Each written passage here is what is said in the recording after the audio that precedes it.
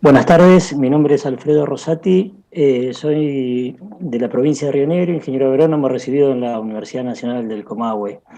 Me dedico a la producción de lúpulo desde el año 97 y hoy me toca compartir con ustedes, la mayoría colegas, el tema referido a lo que es producción de lúpulo. Vamos a hacer un paneo general sobre lo que es el lúpulo, sobre las zonas aptas para el cultivo del lúpulo, producción, productos, calidad, que es uno de los temas más importantes, conservación y sobre todo la parte de comercialización, que es uno de los temas que más me gusta tocar para un poco para dejar una semillita y generar algún tipo de debate, ¿no?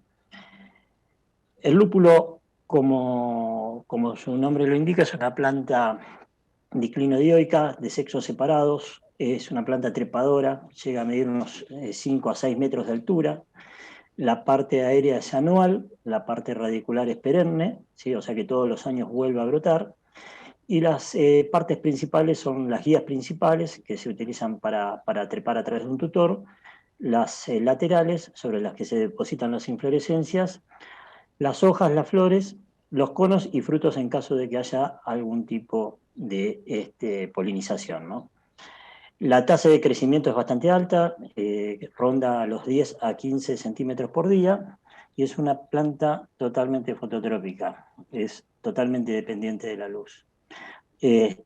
Una de las condiciones del lúpulo justamente para poder crecer en esta latitud, que ahora vamos a hablar de eso, es cumplir 15 horas luz para poder florecer en forma óptima. ¿Cuál es la finalidad del lúpulo? El lúpulo es una planta que se utiliza en la elaboración de cerveza, ¿sí? Y se utilizan solamente los conos. Yo les comentaba que la planta es diclinodioica, los sexos son separados, la planta femenina es la que se utiliza comercialmente y lo que se recolecta son las flores maduras, ¿sí? Acá no hay polinización, no hay cruce, por lo tanto es una flor desarrollada que lo importante de esa flor desarrollada es el contenido de una sustancia que nosotros llamamos comúnmente lupulina, ¿sí? Y que es la que interesa en la industria cervecera. Las plantas masculinas solo tienen un rol fundamental en el mejoramiento, en los planes de mejoramiento para obtener nuevos individuos.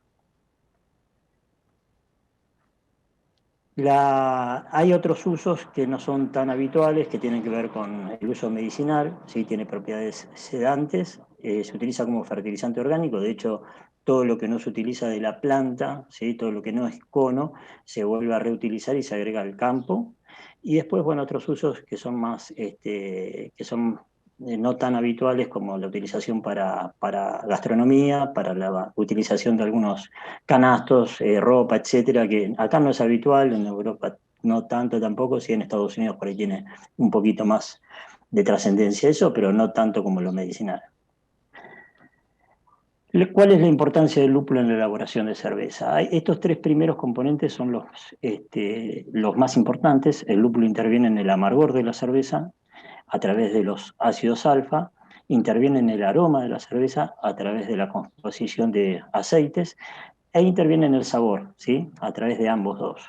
Estos tres aspectos son los que definen la mayoría de los estilos que hoy comúnmente estamos conociendo en nuestro país y que se han ido desarrollando de a poco, ¿no? Antes estábamos habituados a dos tipos de cerveza, la comúnmente denominada rubia y la comúnmente denominada negra. Hoy ya conocemos, la mayoría de los que estamos acá, conocemos una serie de estilos que están directamente ligados a la utilización del lúpulo, cómo juega el lúpulo, en esta definición de estilos, ¿no? Después, bueno, interviene en la estabilidad microbiológica y es formador de espuma. Estos son los aspectos más importantes, ¿sí? Que son los que también buscan los cerveceros y son los que nosotros como productores de lúpulo debemos cuidar a través de la calidad, que es uno de los elementos que vamos a tocar ahora un poquito más adelante. Las partes del lúpulo, esto se lo muestro porque es una de las láminas que yo utilizo mucho porque no muchos han visto plantas de lúpulo. y que caracterizan de alguna manera las distintas variedades. Y a través de las hojas y a través del cono nosotros podemos identificar variedades, que son estas que se ven a mano de derecha acá en la filmina que les estoy mostrando. Después hay otros constituyentes que tienen que ver, que acá no vamos a detenernos en esto, pero bueno, se ven flores masculinas, se ven semillas, se ven algunas guías, pero lo más importante es la hoja y el cono, que son los que nos sirven para determinar distintos tipos de variedades.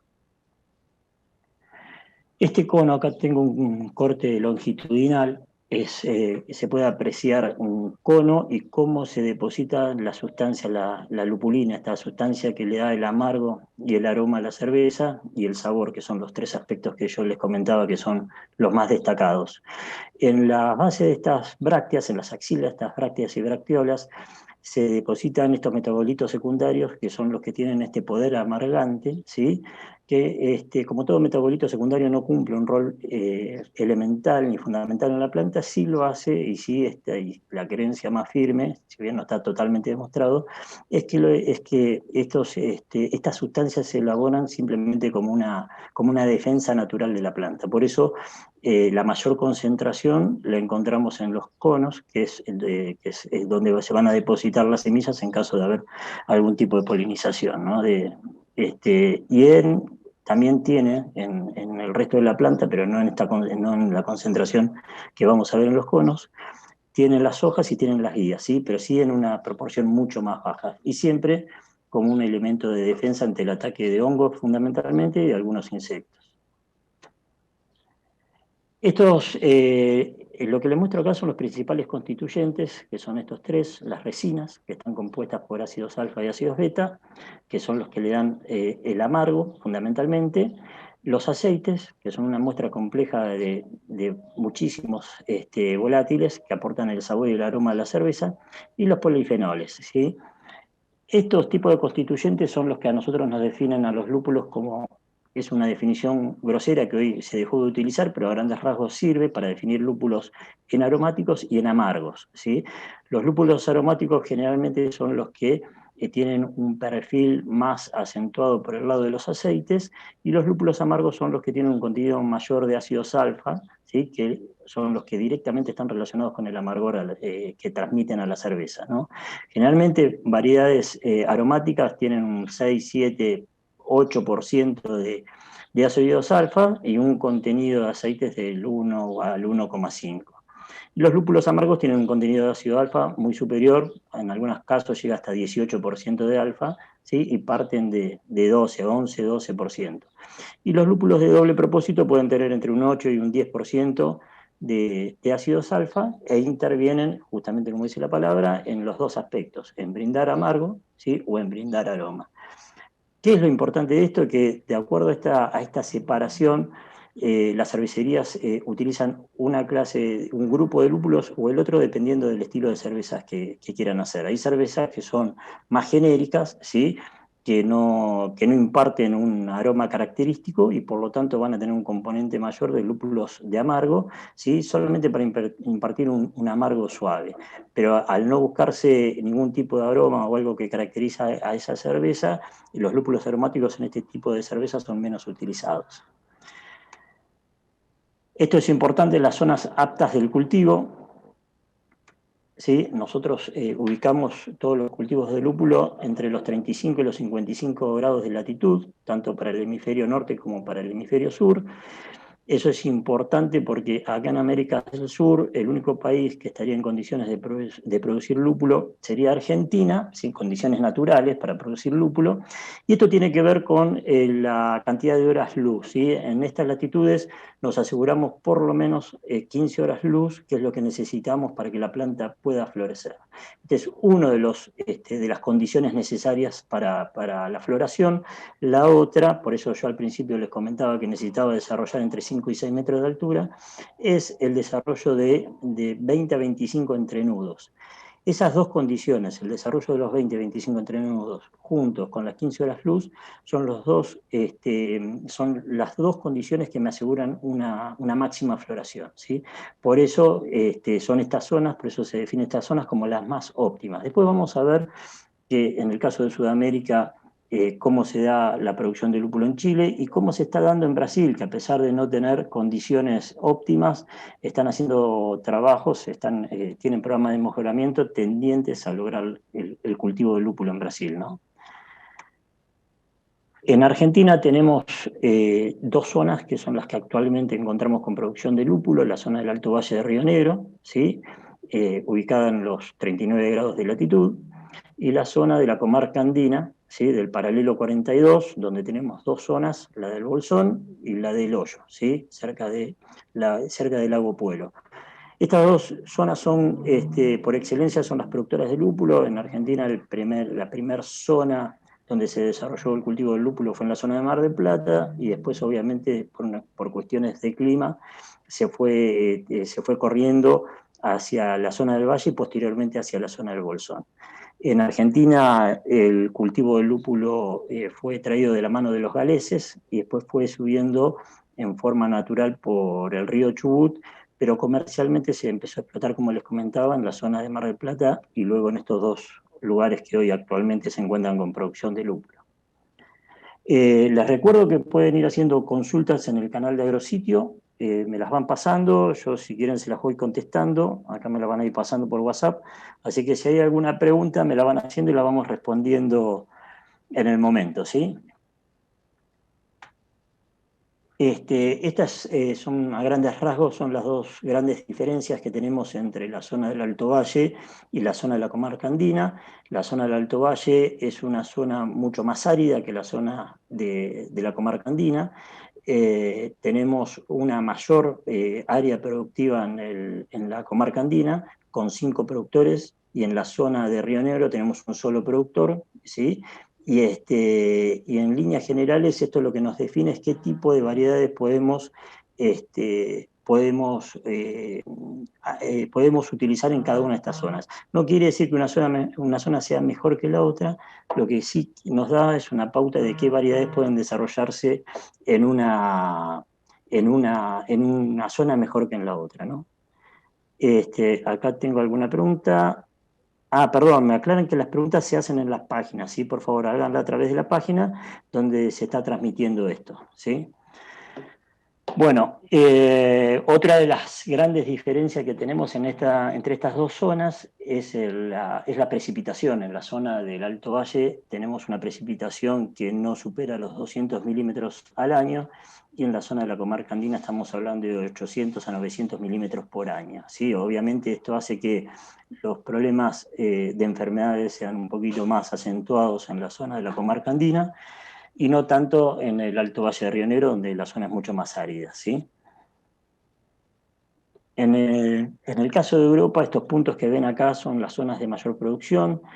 El área de excelencia es la zona es Alemania, después tenemos producción en República Checa, en Eslovenia, que son como los principales países, pero Alemania junto con Estados Unidos, que acá lo ven, sobre todo en el estado de Washington, son los dos países principales, ¿sí? Son ellos dos prácticamente concentran casi el 90% de la producción mundial, ¿sí? Tienen alrededor de unas 50.000 hectáreas de lúpulo. Acá vamos a tocar un poco los aspectos referidos a la producción de lúpulo, ¿sí?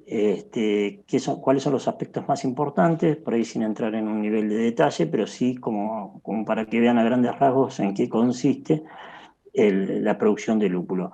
Esto que ven acá es una espaldera, lo que nosotros comúnmente denominamos espaldera, es un sistema muy parecido, muy similar a lo que es la conducción de uva de mesa, ¿sí? Con postes y un enrejado de alambre en altura, a unos 5 metros de altura. Lo que se hace, este sistema sirve justamente para colocar los tutores o hilos sobre los cuales la planta se va a enroscar y va a desarrollar estos 20 a 25 entrenudos que necesitamos que desarrolle. Este es un trabajo bastante importante. El desarrollo de las espalderas, ¿sí? La preparación del suelo, el desarrollo de estos cuadros es sumamente importante porque el lúpulo en pleno estado de desarrollo tiene una carga muy importante, y estas estructuras, si no están bien armadas, son pasibles de caerse. De hecho, es algo que pasa habitualmente cuando no hay un buen mantenimiento de las estructuras de sostén, ¿no? Estos son los rizomas que se utilizan a la hora de plantar, ¿sí? Son pequeñas porciones de raíz, ¿sí? Con brotes, que son los que se utilizan y van en el pozo de plantación. Normalmente se utilizan de 4 a 6 rizomas por pozo de plantación, y una densidad habitual es de 4 por 1, eso sería una densidad habitual para las variedades de lúpulo, ¿sí? Acá ven dos variedades como Monthood y Magnum, que son variedades de alta resina. Y acá también otro de los métodos que se están utilizando es la propagación in vitro, ¿sí? Que es uno de los medios que nos garantiza la producción, una producción de plantas libres de virus y enfermedades, y nos garantiza un aumento, una entrada en producción más temprana y un sostenimiento de la producción por al menos 5 años. Obviamente después termina teniendo los mismos problemas que un cultivo habitual, pero tenemos esta ganancia estos primeros años que nos da una gran ventaja. Nosotros, la primera tarea que se hace cuando inicia el cultivo, algunos lo hacen previo a la brotación y otros lo hacen luego de la brotación, es la colocación del hilo. El hilo es un tutor, normalmente lo que se utiliza son hilos de fibra vegetal, pueden ser de coco o de hilo sisal, y esto es porque después lo que se hace al momento de hacer la trilla, de hacer la separación del cono del resto de la planta, al tener un hilo vegetal nos permite la reincorporación del resto de vegetales que no es utilizado, ¿sí? Eso se composta y se vuelve a utilizar y se vuelve a incorporar al suelo. Obviamente es un hilo más caro, algunos productores utilizan hilos de polietileno, ¿sí? El hilo negro, pero esto no nos dejaría estar recuperando la planta para volver a compostarla e incorporarla, ¿no? Pero esta práctica de colocación del hilo es una de las primeras prácticas que se hace, ¿sí? Ahí ven el hilo como queda en forma de V, la colocación del hilo tiene que asemejarse a una V, ¿sí? A una V corta, de manera de que tenga una buena apertura y un buen ingreso de la luz, ¿no? El ingreso, como yo les comentaba, el ingreso de luz y la exposición a la luz en este tipo de plantas es fundamental. Acá ven cómo queda un cuadro trabajado ya con la colocación del hilo. Si es una tarea bastante ardua que demanda una gran cantidad de mano de obra y se tiene que hacer en tiempo y forma. ¿Sí? Es una de las tareas más complicadas dentro de todo lo que es el ciclo de actividades del cultivo del lúpulo. Este trabajo que se ve acá es la envoltura, lo que denominamos envoltura, y que también se hace a mano. Acá lo que está haciendo el operario es elegir algunas guías, van a ver que hay una gran cantidad de guías, ¿sí? El operario elige de 3 a 4 guías, dependiendo de la variedad, por hilo, y las envuelve en el sentido horario, en el sentido de las agujas del reloj. Eso es sumamente importante. Utiliza guantes porque las guías, ¿sí? Tienen una serie de espinas, de pelos que le sirven para adherirse a los tutores, a estos hilos. Entonces, la idea es que lo haga en forma ordenada, que elija las que están más cerca del hilo y el resto se elimina, ¿sí? Pero este es un trabajo fundamental, es sumamente demandante en cuanto a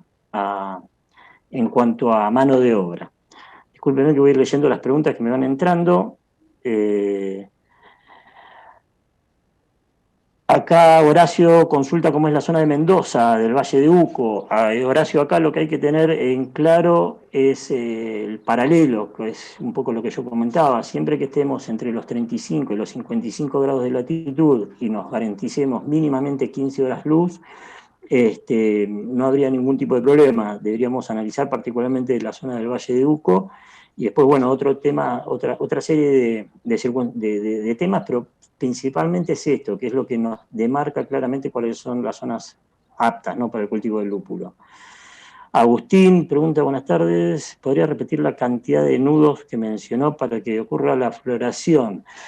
Siempre se habla de 5 a 6 metros de altura, pero en realidad lo que se debe asegurarse son el desarrollo de 20 a 25 entrenudos. Yo te comentaba, creo que lo mencioné al principio, que es una carnavinácea, y como toda carnavinácea tiene un nudo y tiene una porción que se llama, y la porción comprendida entre los dos nudos se denomina entrenudo.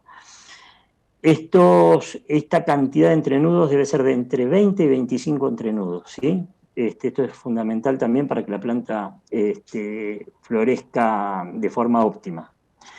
Fabián me pregunta cuál es la clonación más importante que debemos extraer de esta charla. La clonación, no te entiendo, si vos me puedes repetir la pregunta, Fabián, te lo agradecería. La presentación, yo acá me pregunta Horacio si se puede compartir la presentación. Eso sí, yo creo que la gente de Agrositio la va a estar compartiendo en el sitio de conferencias de sepia.org. Ahí van a poder tener esta presentación que yo se las dejo, y al final les voy a compartir un mail, que no tengo ningún problema en que me hagan consultas. Esta es una presentación donde yo intento hacer una presentación de lo que es el cultivo del lúpulo, y obviamente después cada uno de estos temas, si alguno quiere o necesita, lo podemos charlar en particular, ¿sí?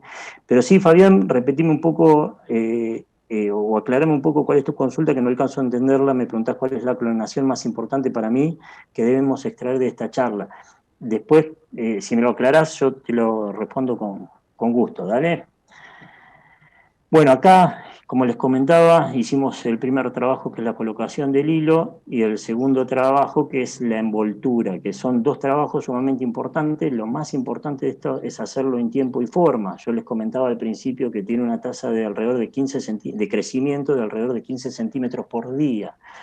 Entonces, el hecho de que esto se haga en tiempo y forma nos va a permitir que el lúpulo crezca parejo, ¿sí? Llegue a desarrollar estos 20, 25 entrenudos en forma pareja, y por lo tanto la floración y el desarrollo de la floración y el llenado, como le llamamos habitualmente, la maduración de esa flor, a la cual terminamos denominando conos, ¿sí? Sea pareja. Si esto se hace en forma lenta y no se avanza en forma pareja en el cuadro, ¿qué va a suceder? Van a haber plantas que van a llegar mucho más rápido que otras, y ahí vamos a empezar a tener problemas de homogeneidad en la maduración y por lo tanto en la cosecha, ¿no?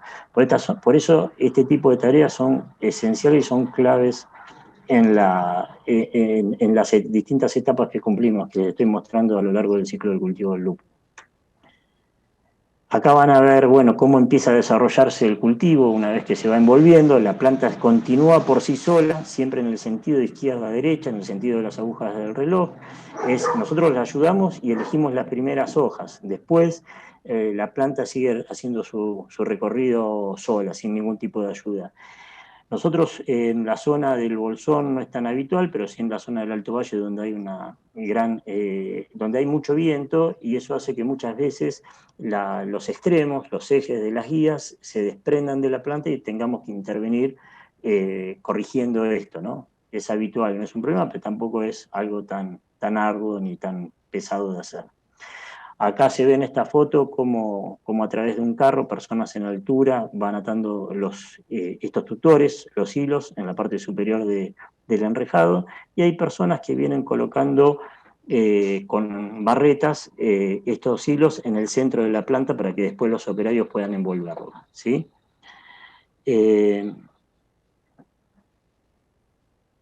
Acá ya ven cómo quedó el hilo colocado, las plantas que ya se le hizo una envoltura. Este trabajo de envoltura normalmente se hace en 2 o 3 repasos, ¿sí? Pero fíjense que lo importante de esto, que acá se ve bien, es el desarrollo parejo del cultivo, que vaya desarrollando en altura, no en forma pareja. Nosotros acá, lo más importante de esto también, que es otro de los temas que tenemos que asistir, es con el riego. Nosotros estamos en estas dos zonas que yo le demarcaba. Le comentaba que la zona del Alto Valle es una zona que tiene 200 milímetros de precipitación y que generalmente no están asociadas al ciclo del cultivo, o sea, se escapan fuera de la época de desarrollo del cultivo. Por lo tanto, necesitamos poder intervenir con riego, ya sea con riego mecanizado o con riego gravitacional. En la zona del Alto Valle hay todo un sistema de riego que nos permite poder irrigar las plantas en forma adecuada, y en la zona del paralelo 42 también. En ambas zonas estos sistemas de riego nos permiten sostener el cultivo y dar y completar lo que no podemos obtener a través de la lluvia en el caso del Alto Valle, y sí algo en la zona del Bolsón, donde por ahí hay lluvias, que el periodo de lluvia es un poquito más extenso, pero no alcanza para cumplir las necesidades, para satisfacer las necesidades del cultivo. Nosotros necesitamos una lámina de entre de entre 650 a 750 milímetros, ¿sí? En la zona nuestra del Alto Valle, yo me encuentro acá en la zona del Alto Valle de Río Negro, esto lo hacemos de forma, en la mayoría de los cultivos que están acá, de forma mecanizada, a través de riego por goteo, y en la zona del Bolsón también, hoy se encuentra una gran superficie de los cultivos bajo riego por goteo y otras que se hacen en forma gravitacional por surco, ¿sí? El 70% de esta lámina que yo les comentaba se necesitan entre diciembre y marzo y la cosecha. El 30% es entre septiembre que empieza a brotar y diciembre, ¿sí? Es decir, nosotros el punto más crítico para todo lo que es el sostenimiento de esta actividad es a partir de diciembre. A partir de diciembre tenemos que tener mucho cuidado con los riegos, que no tengamos ningún tipo de deficiencia en este sentido, porque podemos empezar a tener problemas porque la planta empieza a demandar gran cantidad de agua en esta época. A ver cómo seguimos con las preguntas. Fabián, la conclusión, no clonación, está bien. La conclusión, entiendo que son los futuros beneficios, pero busco una renta específica, digamos, diferencia comparativa con otros cultivos. Esto, Fabián, ahora cuando veamos la parte de conservación, yo te voy a explicar bien, vas a entender bien cuál es un poco la conclusión respecto a la parte de la rentabilidad de este cultivo, y eso vos, no sé, lo compararás contra otro cultivo, pero no tengo ningún problema en enviarte esa información y la vamos a charlar ahora sobre el final del cultivo, que me parece un aspecto bastante importante, ¿no? Obviamente. Si yo cuando toque este tema hay algo que te genera alguna duda, me avisás, no hay problema. Horacio me pregunta qué resistencia tiene a las heladas. Mirá, Horacio, habitualmente en la zona del Alto Valle se escapa de las heladas. El punto más crítico como la mayoría de los cultivos, es la floración. Y vos pensás que la floración en este cultivo es en diciembre.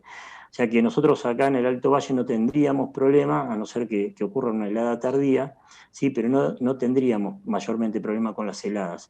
En la zona del Bolsón sí han ocurrido heladas tardías, sí han habido problemas, ¿sí? Hemos tenido, no es habitual, pero hemos tenido ocurrencias de heladas en el mes de diciembre y algo afecta, pero el lúpulo se alcanza a recuperar bien. Lo bueno de este tipo de inconvenientes como es la helada, que el lúpulo, a pesar de verse afectado, no se termina afectando tanto como otros cultivos, ¿sí? No es tan habitual que la helada sea un problema.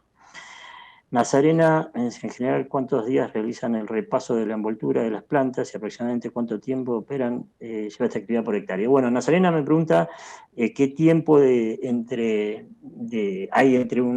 la primera envoltura y la segunda envoltura, qué días pasan y generalmente qué cantidad de mano de obra demanda por hectárea.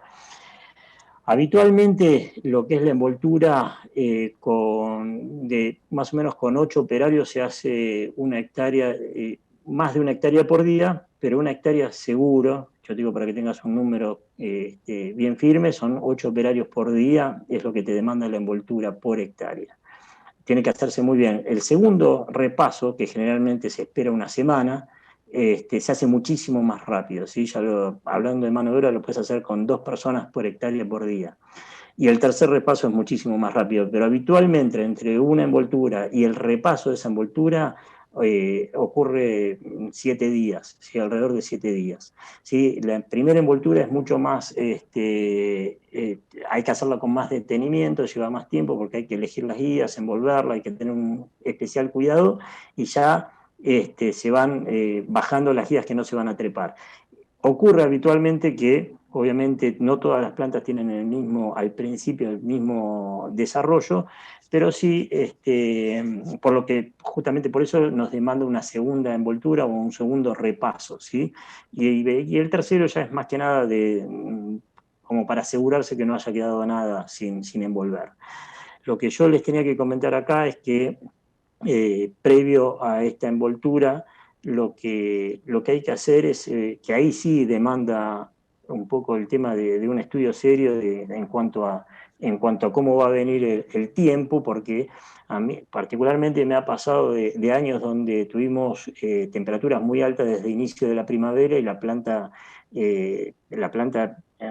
desarrolla rapidísimo y ocurre o puede ocurrir que te llegue a desarrollar los 20 o 25 entrenudos antes de tener las 15 horas luz. Entonces ya hay una de las condiciones que ya se empezó a cumplir y la planta entiende que tiene que empezar a florecer, pero le están faltando las 15 horas luz. Entonces la habilidad del que maneja el cultivo está justamente en ir manejando este desarrollo, por eso se hacen podas al principio para frenar la planta, no solamente para frenar la planta, sino para que toda la planta tenga un desarrollo parejo, porque hay unas que brotan antes que otras, pero hay una habilidad en el manejo del cultivo para que estas dos condiciones, el desarrollo, llegue a darse junto con las 15 horas luz, ¿sí? Esto es importante. Yo les comentaba que el hilo a veces se coloca antes de la brotación porque, bueno, estas podas se pueden hacer en forma química, ¿sí? Generalmente en cultivo de más de 2 años. Y si no, se puede, previo a colocar el hilo, se deja que brote la planta y se corta mecánicamente, ¿sí? Eso es por lo que le comentaba recién, básicamente para emparejar el desarrollo de todas las plantas que quedan a la misma altura y para controlar la velocidad de crecimiento, ¿sí? Sobre todo en años de mucho calor. Bueno, ahí creo que voy llevando bien las preguntas que me van haciendo.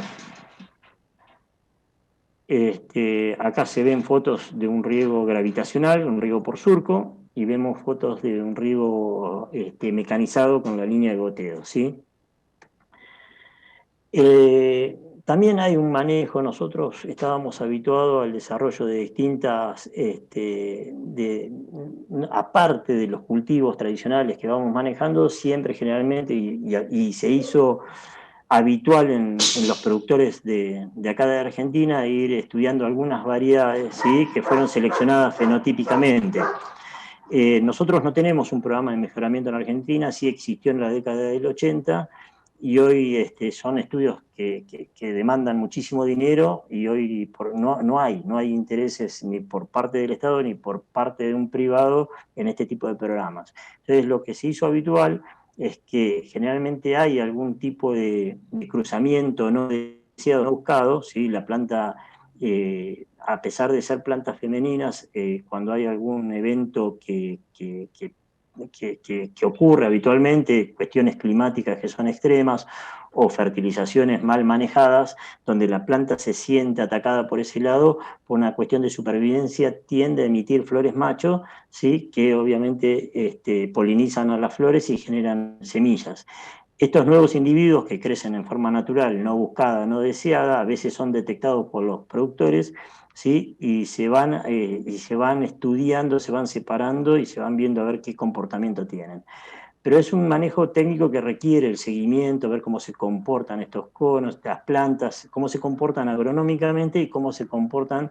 De comportarse bien agronómicamente se hace el estudio que es más importante, el de saber cómo se comportan en la industria cervecera, que en realidad es la causa principal de esta producción. Por lo tanto, si tienen un buen desarrollo en el campo, pero no lo tienen en la industria cervecera, es una planta que no va a tener sentido producirla, ¿no? Este tipo de manejos requiere estar constantemente viendo la planta, viendo el desarrollo, viendo cómo es el desarrollo de estas sustancias que ven acá en esta foto, ese polvo amarillo que llamamos lupulina, o que denominamos también, yo a veces por ahí me equivoco porque en la jerga utilizamos lupulina o resina como sinónimos, ¿sí? Por eso por ahí lo puedo llegar a nombrar, pero en realidad el nombre técnico es lupulina.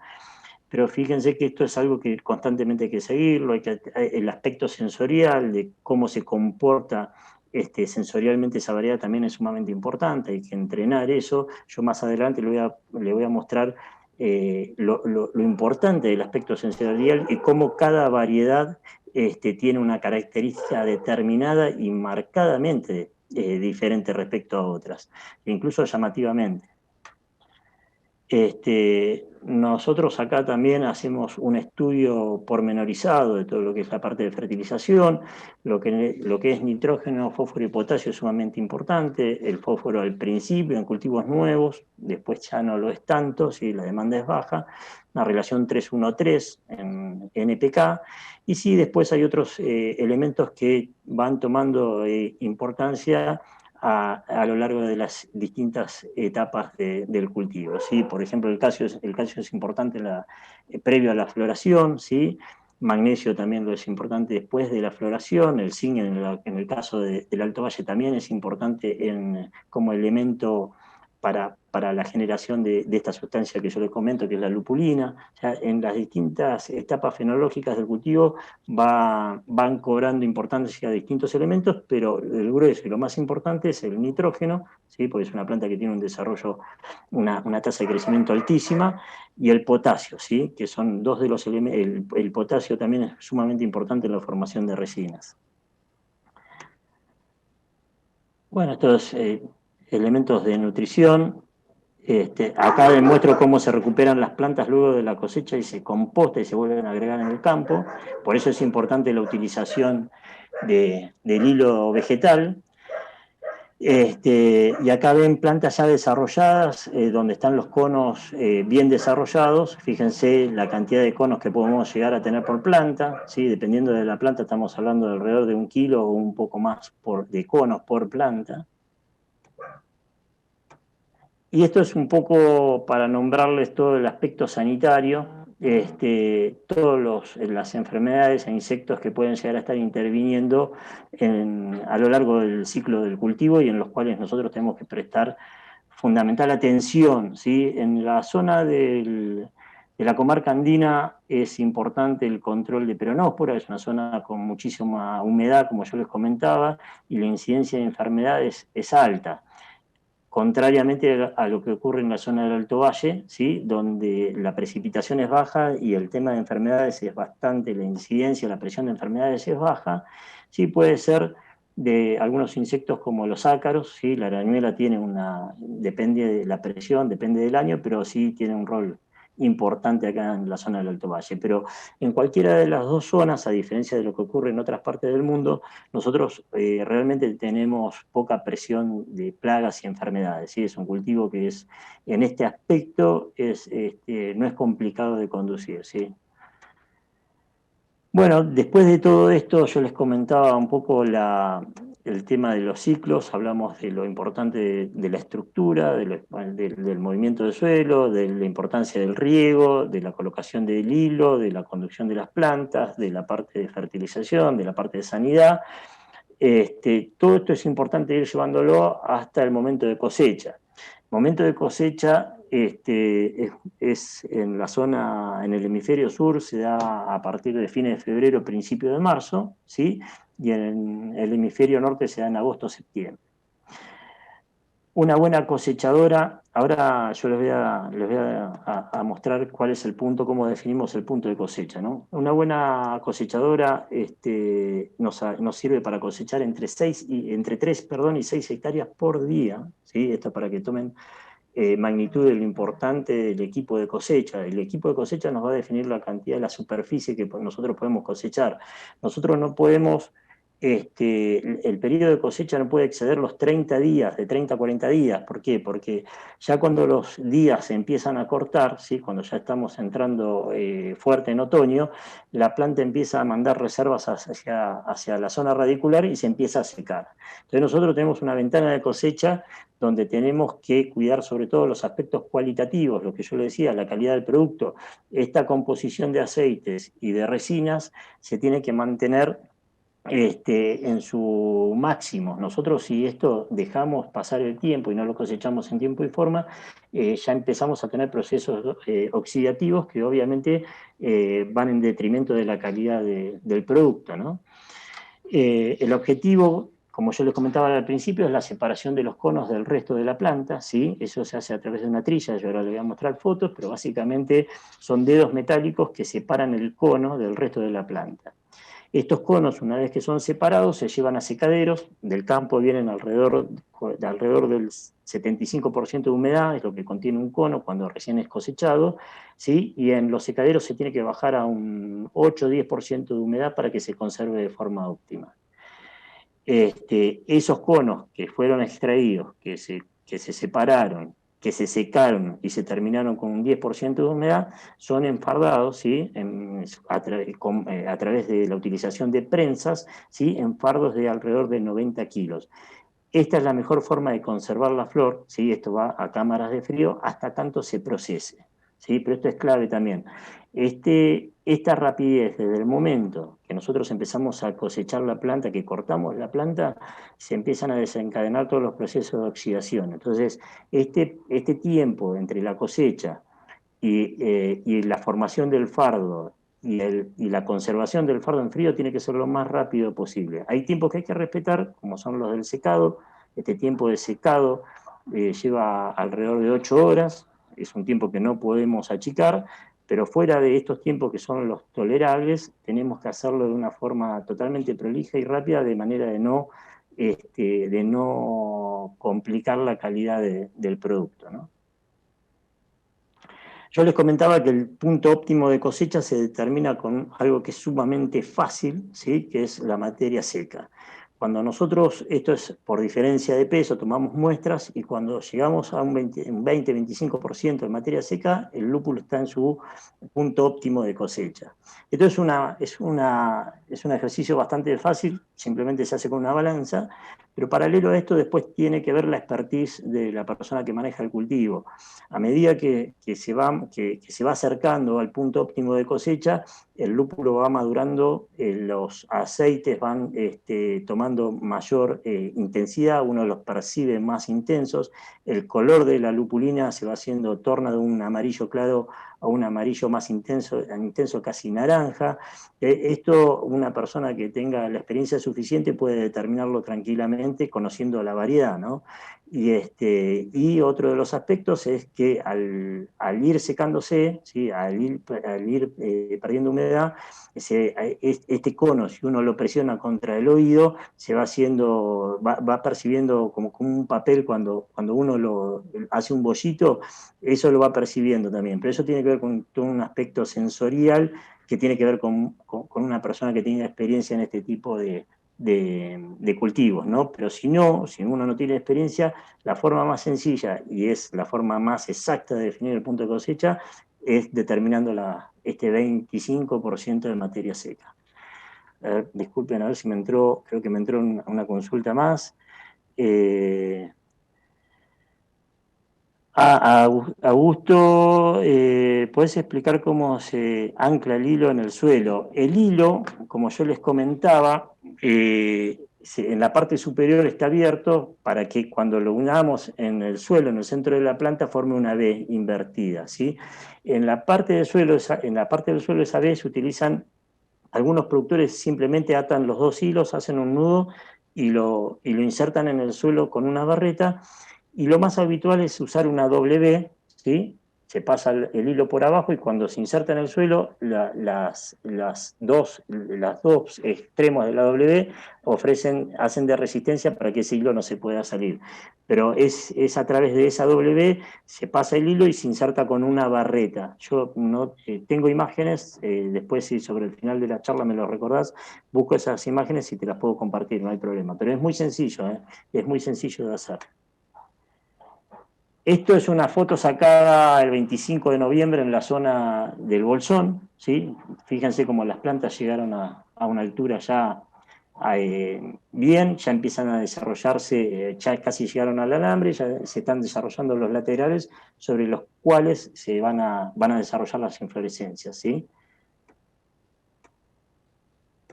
Perdón, esto es en la fase ya casi llegando a cosecha, ¿sí? Fíjense que se alcanza a apreciar la cantidad de conos que tenemos. Esto también es en la zona del Bolsón, ¿sí? Y esperen que corre el cuadrito acá, es en la zona del Bolsón, ¿sí? Es una planta ya a punto de cosecharse, con la cantidad de conos que ya se ven, se aprecian a simple vista, y plantas que tienen una buena cantidad de conos. Esta cantidad de conos, ¿sí? Es lo que da, se ve habitualmente en plantas que tienen una buena entrada de luz. Cuando nosotros no tenemos una buena entrada de luz, ¿sí? Los conos simplemente se van a ver arriba, en el último tercio de la planta, ¿sí? Por eso es importante la entrada de luz, por eso es importante respetar la densidad de plantación, ¿no? Esto es una foto ya también de un cultivo bastante avanzado en la zona del Bolsón, linda zona, ¿no? Y esta es la cosecha de campo, donde ya hay, esto es una de las formas de cosechar. Fíjense que van dos personas en una plataforma cortando las plantas de arriba. Antes de que se corten de arriba, pasaron personas cortando la parte de abajo de la planta, la parte basal, entonces las plantas quedan colgando y después pasa este carro con las dos personas arriba y van cortando y esas plantas ya se van depositando en este carro que la va a llevar a la trilladora o cosechadora fija, como le decimos habitualmente nosotros. Esto es una cosechadora, ya es una etapa semi-mecanizada. Ya acá no van a ver hombres cortando, sino que van a ver, esto se utiliza habitualmente en Alemania, van a ver al costado del tractor un implemento que las va cortando de abajo y las va mordiendo a la planta y pega un tirón y se corta de arriba la planta y va cayendo en el carro que ven atrás del tractor. Fíjense ahí, se ve con más detenimiento cómo se aprisiona la planta y cómo al avanzar el tractor pega un tirón y la planta se corta arriba y va cayendo sobre la cola del tractor donde está el carro, ¿no? Acá es donde llega el carro, ¿sí? A la cosechadora. Creo que tengo otra pregunta. No. Acá ya llega el carro con las plantas, ¿sí? Fíjense que viene una planta arriba de la otra y se deposita en la zona de estacionamiento donde hay unas guías, ¿sí? Que llevan la planta. Fíjense cómo va colgando y la va llevando hacia la zona de los dedos metálicos que van separando la planta.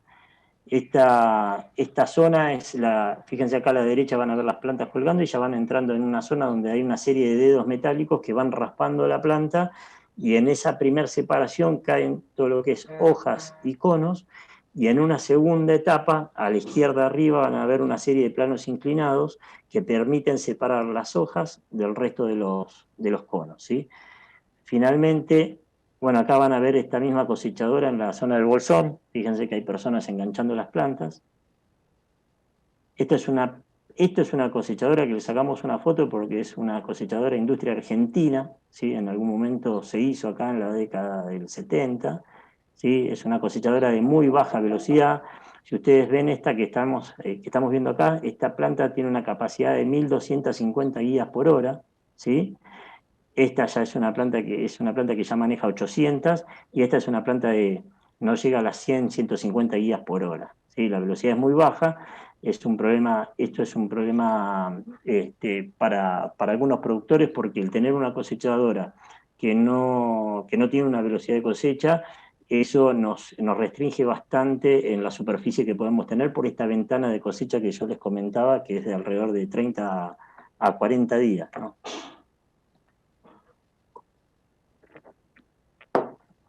Bueno, esto le comentaba, acá entramos un poquito más en lo que es yo les comenté el proceso de secado, pero bueno, ahora les explico bien en qué consiste.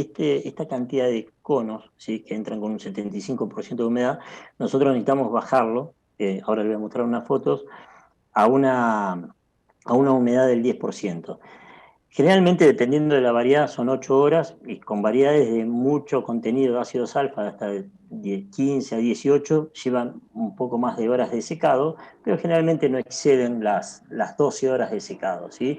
Acá es importante no superar los 60 grados centígrados, ¿sí? Superando esta temperatura ya empezamos a provocar daños, ¿sí? Por eso es importante mantener, perdón, la temperatura del secadero y la cantidad de horas, ¿sí? Es un momento bastante importante en el proceso de cosecha, porque es acá donde nosotros podemos perder calidad o mantenerla, ¿sí?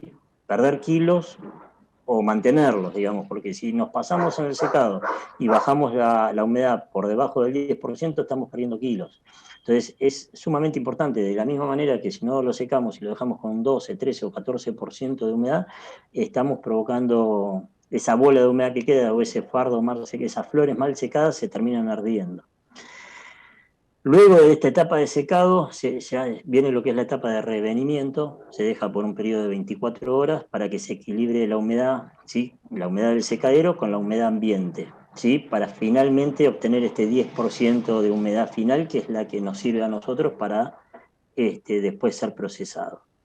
Estos fardos que yo les comentaba que se hacen con la flor seca, se hacen con tienen unas dimensiones más o menos de 1,10 m, 1,20 m de altura, y unos 60 a 65 centímetros de diámetro, ¿sí? Generalmente son fardos cuadrados de 90 kilos de peso, y son los que se utilizan para conservar, para no tener al comprimirlos, no tenemos tanta superficie expuesta al medio ambiente, de manera de conservarlo mejor, ¿sí? Todo lo que nosotros podamos hacer para evitar el contacto con la luz a partir de que se cosechó, evitar el contacto con el aire, nos va a ayudar a mantener la calidad del producto. Estos son secaderos, van a ver que acá hay camas, ¿sí? Los secaderos generalmente tienen 10 metros por 10 metros, ¿sí? Y una profundidad de 50 a 60 centímetros. Por debajo de estos secaderos hay quemadores, ¿sí? Que incorporan aire ambiente a través de unas turbinas, lo pasan por estos quemadores, calientan el aire y este aire caliente pasa a través de esta cama de lúpulo, ¿sí? Y lo va secando. Es un sistema bastante sencillo, acá pueden ver los piletones, esto es en Fernández Oro, no tiene otra complicación más que la del cuidado permanente durante la etapa de secado, ¿no? Esto es otro secadero en la zona del Bolsón.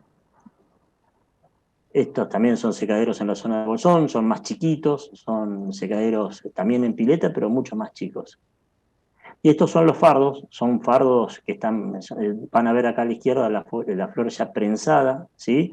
Compactada en un fardo cuadrado, y fíjense cómo terminan con una bolsa de arpillera para conservarlo y evitar el contacto con la luz, ¿sí? Estos fardos son monitoreados permanentemente, se les controla la temperatura y la humedad, ¿sí? En distintos puntos del fardo. Esto para controlar que no se haya escapado alguna porción del secadero con una humedad excesiva que termine provocando algún tipo de problema. En Estados Unidos han ocurrido incendios, ¿sí? Porque el lúpulo no secado en forma correcta termina ardiendo. Es muy fácil, y sobre todo por los contenidos de aceite y de resina, levanta temperatura y es muy habitual que se prenda fuego. Productos del lúpulo, esto se lo voy a mostrar rápido, no los voy a marear con esto. Habitualmente los lúpulos ya cuando están procesados, ¿sí? Se procesan para que cumplan distintas funciones en la etapa de elaboración de cerveza. A grandes rasgos hay productos que intervienen en la etapa del hervido, ¿sí? Y hay productos que se llaman de postfermentación, una vez que pasaron la etapa de hervido, que van a los fermentadores, ahí recién se aplican. La gama de productos, dependiendo de la etapa donde se agregue, cumplen distintas funciones, ¿sí? En la etapa de postfermentación, generalmente son lúpulos que se utilizan para terminar de redondear todo lo que es la parte sensorial, aromas, ¿sí? Y algo de amargo también.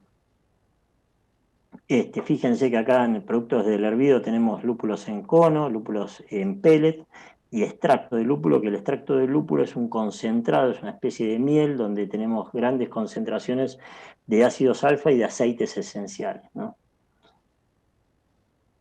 Y en los productos de postfermentación tienen que ver con aceite de lúpulo, emulsiones y productos que son amargantes. Generalmente este tipo de productos los usa mucho la industria y se utilizan habitualmente para corrección, ¿sí?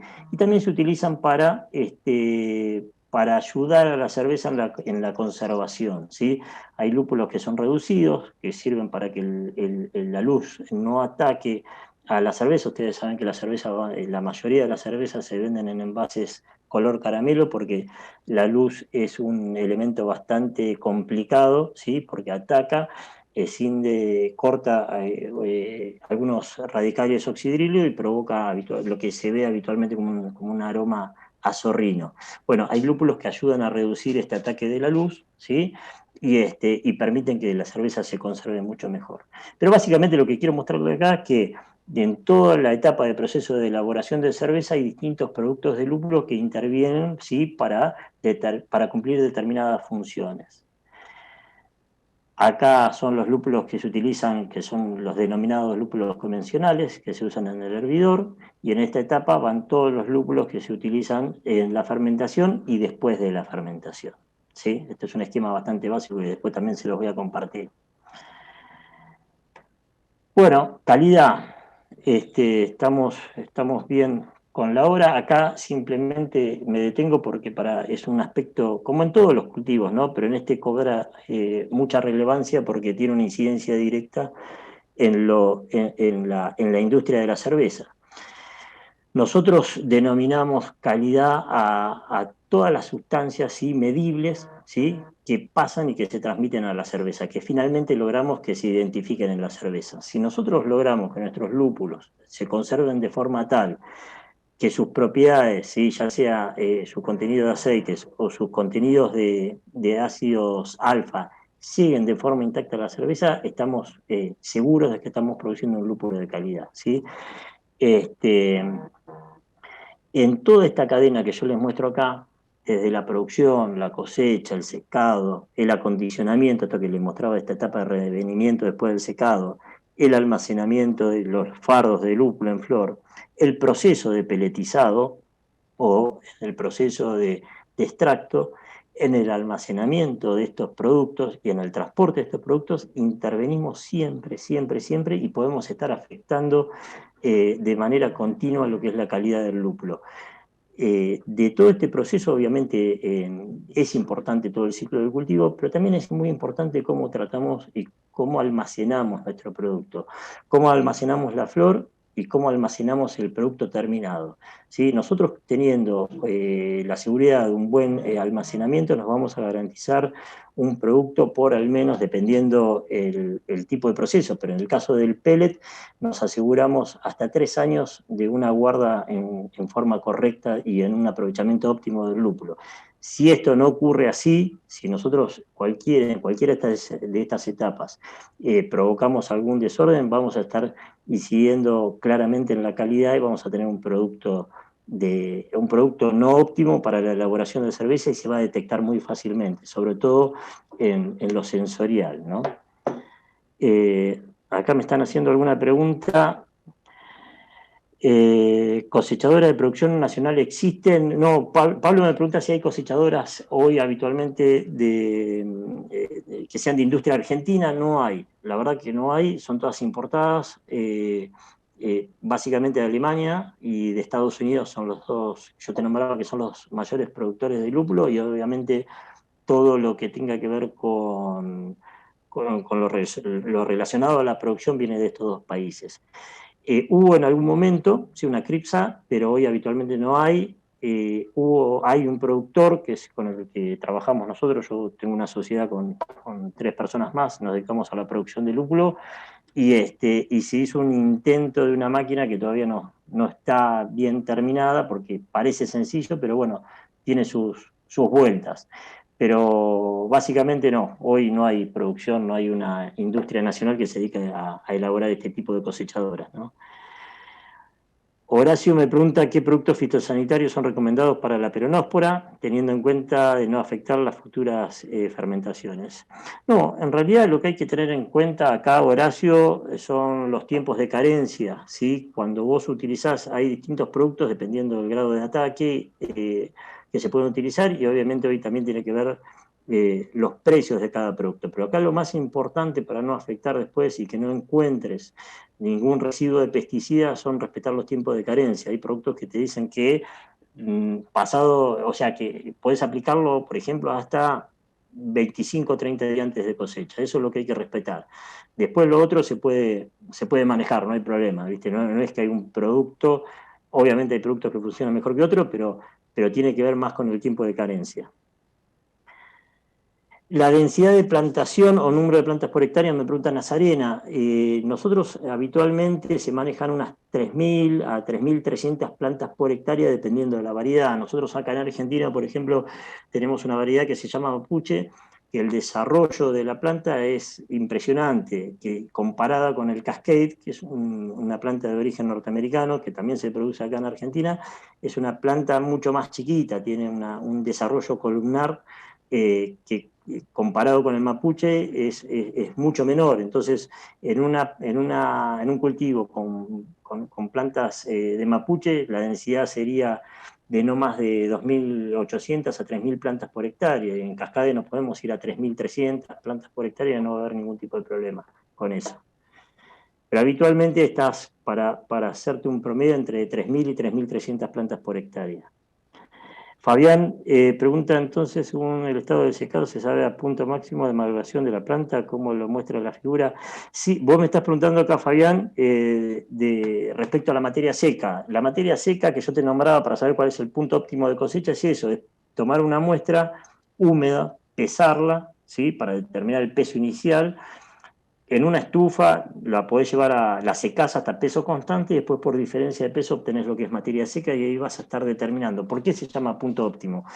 Porque con el 25% de materia seca nos aseguramos que tenemos el mayor contenido de aceites esenciales, de ácidos alfa y el mayor desarrollo del cono, ¿sí?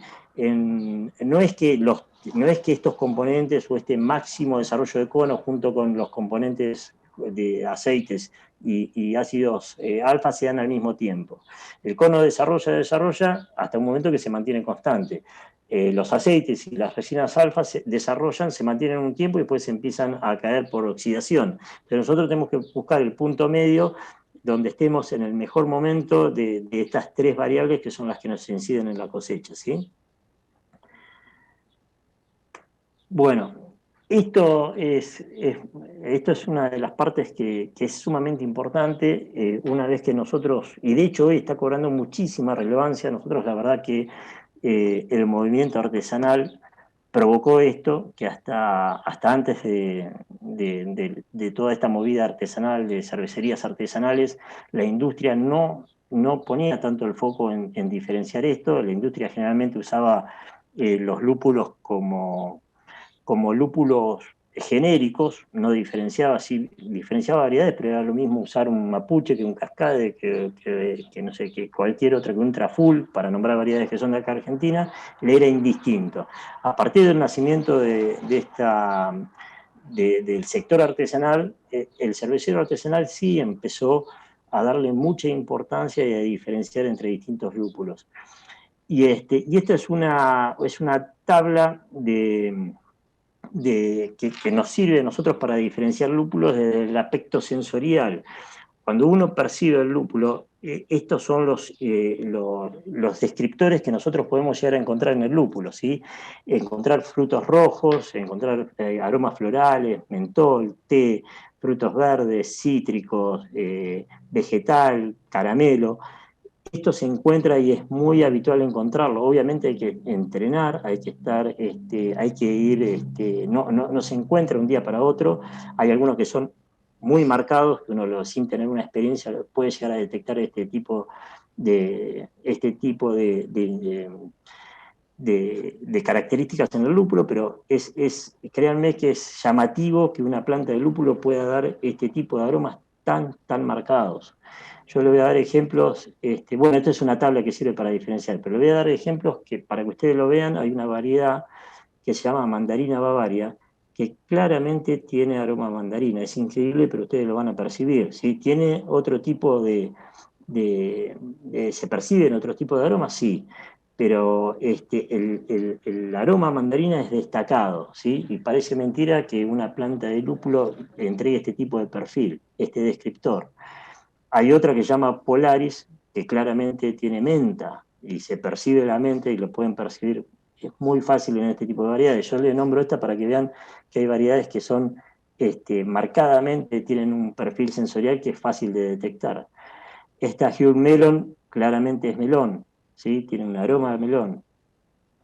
esta Hallertau Blanc tiene frutas tropicales. Este tipo de variedades son muy utilizadas hoy, sobre todo en estilos muy lupulados, que tienen este tipo de perfiles. Uno si se pone a apreciar la cerveza, a hacer un análisis sensorial de las cervezas, va a encontrar estos descriptores que en la mayoría de los casos provienen del lúpulo, ¿sí? Y la habilidad, obviamente, del cervecero es transmitir este perfil, ¿sí? Estos descriptores que se encuentran en el lúpulo, transmitirlos a la cerveza. Pero en esto yo me detengo porque es acá donde nosotros, todo el trabajo previo que hacemos en el campo, todo lo que es el ciclo productivo, la cosecha, el secado, la conservación, bueno, todo lo que les nombré en ese ciclo, en esa cadena de calidad, en todo eso intervenimos para conservar esto y que esto después sea realmente apreciado, ¿sí? Estas variedades, hay variedades que son muy buscadas, ¿sí? Que son muy demandadas, que tienen precios muy altos, justamente porque entregan perfiles que para el elaborador de cerveza son muy deseados, ¿sí? Y son muy apreciados por esto, y por eso son lúpulos muy caros en el mercado. La conservación en todo lo que es la parte final, cuando uno ya tiene el proceso, es sumamente importante. El lúpulo se conserva en bolsas, sobre todo acá vamos a hablar de pellets, ¿sí? Los pellets son los productos que se conservan en bolsas trilaminadas, ¿sí? Tienen bolsas de polietileno, poliéster y aluminio, que lo que hacen es impedir el paso de la luz y el paso del aire, ¿sí? Nosotros debemos evitar este contacto con el ambiente y este contacto con la luz, de manera de evitar y minimizar todo lo que son los procesos oxidativos. Previo al sellado de estas bolsas, que habitualmente se hacía el hard pack, que era como un ladrillo compacto donde se extraía todo el oxígeno, se hacía un barrido con CO2 y después se extraía. Hoy se utiliza un soft pack, que también se hace un barrido del oxígeno, pero se incorpora nitrógeno o dióxido para crear una atmósfera inerte y de esa forma poder conservarlo. ¿Sí? Esto va a su vez contenido en bolsas, en cajas, perdón, de unos 20 kilos y son transportados, ¿sí? a los almacenes para después ser despachados a las cervecerías con todo un protocolo que yo ahora les voy a nombrar. La conservación de estas cajas, de estas bolsas que están contenidas en cajas, tienen que ir en cámara de frío con temperaturas por debajo del cero, ¿sí? Cuanto más frío, mejor. Obviamente, mayor frío es más costo, pero con temperaturas que estén en 0 grado, por debajo de 0 grado, es una conservación óptima. La información que yo les comentaba recién, que es necesaria para que le llegue al elaborador de cerveza, ¿sí? Es esto que ven acá en la planilla. Es un protocolo de análisis donde van todos los datos analíticos del producto que estoy entregando, que tiene que ver con la identificación de la variedad, con la fecha de la cosecha, con el origen del lúpulo. Ahora les voy a nombrar por qué es importante el origen, con el contenido de ácidos alfa, con el contenido de ácidos beta y con el HCI. El origen es importante porque hoy, al igual que en los viñedos, está demostrado que hay una incidencia de lo que es el terroir. Si el terroir es una misma variedad que crece en la zona del Bolsón, ¿sí? Por ejemplo, Cascade, va a entregar un perfil aromático distinto a ese Cascade que crece en la zona del Alto Valle, a pesar de que estamos a 600 kilómetros de distancia. Ese ambiente incide de alguna manera en el desarrollo y en cómo juegan estos componentes de los aceites esenciales, ¿sí? Y que obviamente hay perfiles que están más destacados. Si bien es una variedad que se caracteriza por un perfil cítrico, puede tener notas a otro tipo de descriptores, ¿sí? Más marcados, ¿sí? Por ejemplo, el Cascade nuestro en Argentina, si bien es cítrico, tiene notas más florales que el Cascade que desarrolla en Estados Unidos, que es marcadamente más cítrico y no tan floral. Entonces, esto es importante porque en la elaboración de cerveza tenemos que, el cervecero tiene la obligación de mantener un perfil de su cerveza y no estar variándolo constantemente, ¿sí? El lograr un proceso continuo es sumamente importante. Y el HCI, esto que ven al final, es un indicador que básicamente se traduce en la frescura, ¿sí? Nos indica cuán fresco está el lúpulo, ¿sí? HCI que estén por debajo de 0,35 son HCI buenos. Si están por debajo de 0,30 son mucho mejores, pero hasta 0,35 es un HCI aceptable. Ya por arriba de 0,35 ya empezamos a tener algunos problemas de conservación con ese lúpulo, ¿sí? Es un buen indicador, mucho más que el año, porque habitualmente los cerveceros le dan mucha importancia, ponen mucho énfasis en el año de cosecha, y no necesariamente un lúpulo nuevo cosechado recientemente es mejor que un lúpulo de un año, muchas veces por todo esto que yo les comentaba. Me voy a fijar si hay alguna otra pregunta antes de continuar. No, bueno. Bueno, acá voy a entrar en la última etapa de la charla que tiene que ver con la comercialización, que para mí es un tema sumamente importante y que de alguna manera voy a contestar algunas de las preguntas que me hacía, creo que era Fabián, que me comentaba, que me preguntaba por este tema. Acá le muestro dos vías de comercialización. Una es la más habitual, que es la vía donde el productor le vende a un intermediario, que generalmente estos intermediarios son los que procesan el lúpulo y generan contratos con las cervecerías, ¿sí? Contratos a 3 años. En el 2008 hubo una crisis bastante importante a nivel mundial, donde por distintos problemas hubo una disminución de la oferta de lúpulo a nivel mundial.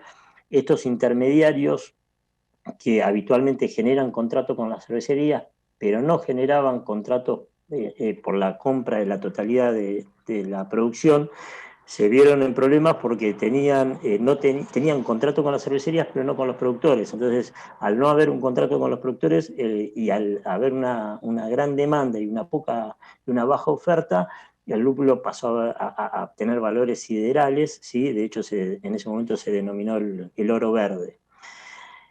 Y después tenemos el camino donde directamente el productor tiene un vínculo con la cervecería, que es un camino que se da mucho acá en Argentina. Acá el productor, y la mayoría de los productores no solamente tienen su centro de cosecha donde terminan en fardo, sino que también han incorporado una planta, en algunos casos más pequeñas que en otros, pero finalmente es una planta de producción de pellets. Entonces, los productores se pelletizan su producto, lo conservan y comercializan directamente con las cervecerías. Acá en Argentina es habitual que se negocie con la cervecería industrial, pero que también se comercialice directamente con las cervecerías artesanales, ¿sí?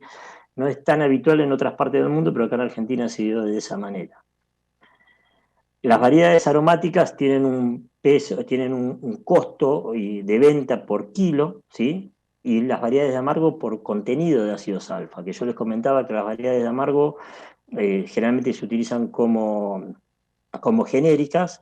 Entonces lo que se hace es un análisis para determinar la cantidad de ácidos alfa que tiene, y lo que hacen las cervecerías es comprar en función a la cantidad de kilos alfa que tenga esa variedad. Sí, en el caso de la flor no, porque lo que tiene más importancia es de las aromáticas, perdón, lo que tiene más importancia es el contenido de aceites, que son las que generalmente yo les comentaba que hay variedades que son carísimas porque tienen un perfil, que obviamente ese perfil aromático se lo da la complejidad de los aceites que tiene. Entonces ahí no importa si tiene más ácidos alfa o menos ácidos alfa, sino que lo que importa es ese perfil aromático, por lo tanto se compran por kilo, ¿sí? Por kilo de flor, no, o de pellet, no por el contenido de la sustancia de ácidos alfa, ¿no?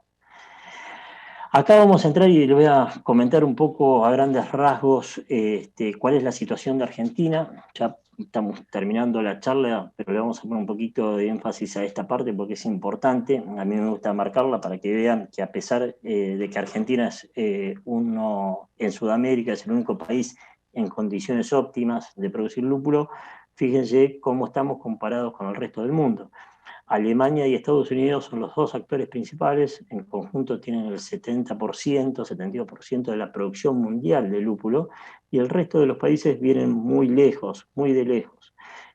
Argentina, bueno, ahí aparece con un 0%, pero es 0,00, ¿viste? Es insignificante comparado. Nosotros hoy acá en Argentina tenemos alrededor de 180 hectáreas comparadas con las 55.000 que hay a nivel mundial, o sea que prácticamente no existimos, ¿sí? Sí, hay otros países que si bien, como República Checa, si bien son chicos, han sabido encarar el camino del desarrollo de variedades y se han caracterizado por determinadas variedades como Nueva Zelanda, que tiene variedades que son, a pesar de tener poca superficie, tiene variedades muy demandadas porque han trabajado muchísimo el desarrollo de variedades con perfiles característicos, ¿no? El 64% de la superficie a nivel mundial está ocupado por plantas aromáticas, el 36% por plantas de amargo. Y ahora entrando en lo que es el hemisferio sur, fíjense cómo estamos. Nosotros dentro de los que son los países productores, que Sudáfrica, Australia y Nueva Zelanda, que son los principales países productores del mundo, del hemisferio sur, nosotros estamos, ¿sí? Lejos. Ya estamos lejos a nivel mundial, pero también estamos lejos dentro del hemisferio sur. Fíjense que en líneas generales, comparados con Sudáfrica o Australia, que tiene alrededor de 500 hectáreas, nosotros estamos con 180. Lo llamativo es Brasil, que no tiene condiciones de producción de lúpulo, pero fíjense que hoy ya tiene 80 hectáreas. Chile con 12, Chile obviamente por la latitud donde está, podría estar produciendo lúpulo, pero tiene muchísimos problemas de producción de lúpulo por la alta incidencia de enfermedades que tienen, porque tienen altas precipitaciones y eso hace que el desarrollo de sus cultivos sean sumamente difíciles, ¿sí? La superficie por país, esto para que vean claramente que Australia, Sudáfrica y Nueva Zelanda en nuestro hemisferio van a la vanguardia, nosotros seguimos muy atrás, ¿sí? Y teniendo condiciones, que eso es una de las cosas que siempre llamó la atención. No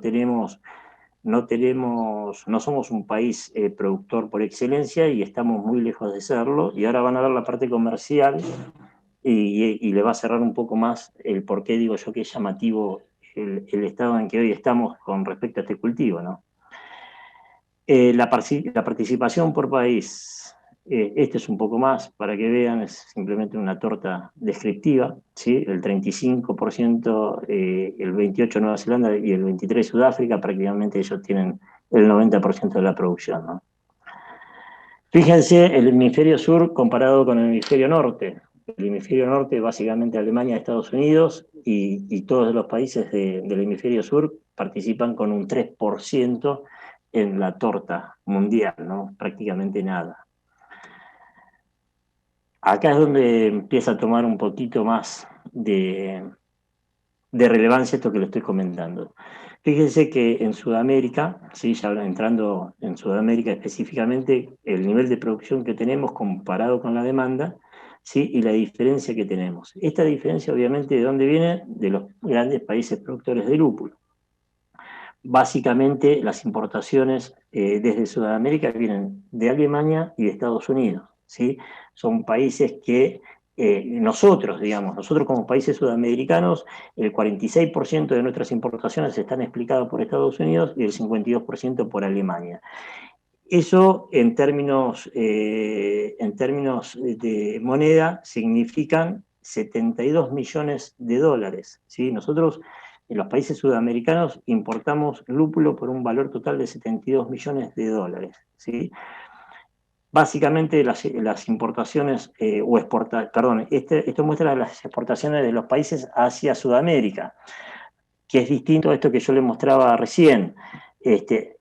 Nosotros desde Sudamérica importamos básicamente de Alemania y de Estados Unidos, pero las exportaciones desde los países, de los principales países del mundo, fíjense cómo incidimos. Nosotros somos un sector sumamente interesante para Estados Unidos, donde destina el 17% de sus exportaciones al sector sudamericano.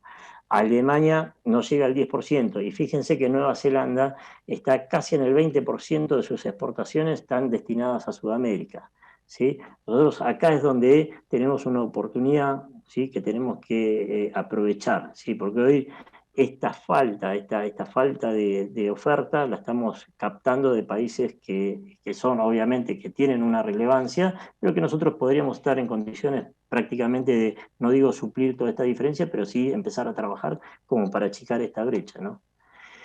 Ya yendo a particularmente a los 3 países de Sudamérica, eh, Perdón, estaba viendo si hay alguna otra pregunta. Fíjense lo llamativo de esto. Argentina, que es el país por excelencia, hoy tiene casi 180 hectáreas, ¿sí? De superficie.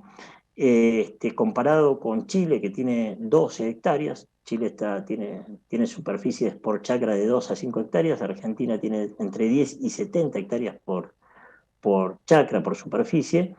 No hay programa de mejoramiento en Argentina y tampoco lo hay en Chile, y sí lo hay en Brasil. Fíjense que es rarísimo. Brasil hace 3 años que está trabajando en un programa de mejoramiento tendiente a poder producir lúpulo en Brasil cuando tiene una falta importante de luz. Nosotros hablábamos que el lúpulo se produce bien entre los 35 y los 55. Así que fíjense que en Brasil están haciendo esfuerzos denodados para poder tener su propia producción de lúpulo, ¿sí? Por una cuestión, y esto es una cuestión mía, veo que hay mucho nacionalismo acá y es importante para los brasileños tener su propia producción y poder hacer sus cervezas con producción propia. De hecho, los brasileños están totalmente convencidos de que de acá a unos años más van a empezar a exportar. Es llamativo, pero es así.